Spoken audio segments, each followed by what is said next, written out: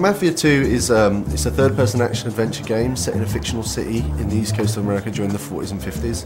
It charts this guy, Vito Scaletta's sort of rise into a life of organised crime along with his buddy Joe.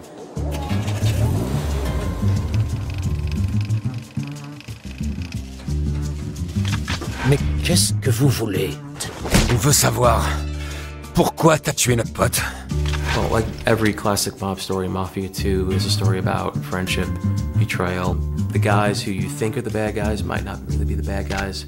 Your best friend might be the bad guy. The thing that's really important to us is this sort of cinematic storytelling that the guys here at 2K Czech can sort of achieve.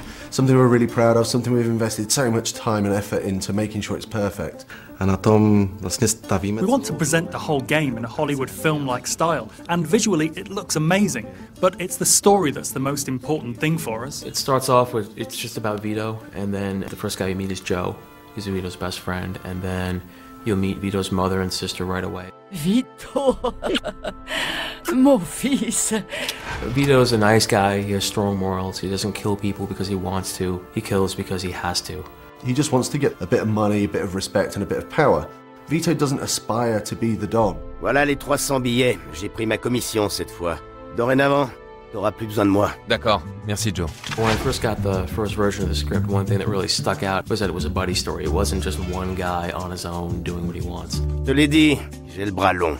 Tu recevras les paplards officiels aujourd'hui. Joe's sort of a shoot first, sort of ask questions later sort of guy, you know. Joe is the guy who comes up with the schemes and or tries to come up with the schemes, and Vito kind of makes sure that they both don't get arrested or killed. Joe just makes some pretty dumb decisions through the story, you know, and Vito is just left to sort of like deal with that and sort of get Joe, his best buddy, out of these scrapes. Allez, t'inquiète pas, j'ai tout bien calculé. J'ai des uniformes d'agents du téléphone pour faire croire qu'on répare une panne. Ça m'a l'air un peu trop simple. Our goal was to build the relationship in such a way that it's clear to us, or to the player, that Joe is his best friend. Something like family, if not even more. On va te trouver un boulot qui rapporte sans te bousiller la santé, d'accord? Je dis pas non, ouais. Besides Joe Barbaro, there's a lot of other characters that Vito meets and interacts with and becomes friends with throughout the story. The first real mob guy you meet is a guy named Henry Tomasino, who gives you kind of your first big break. And then this guy named Eddie Scarpa, who's kind of similar to Joe in that he likes the booze, he likes the women. It's an open world city with a very strong linear story travelling through it, which is maybe a little bit of a different structure than we see with other open world games. With our game, the story is incredible, the dialogue is amazing.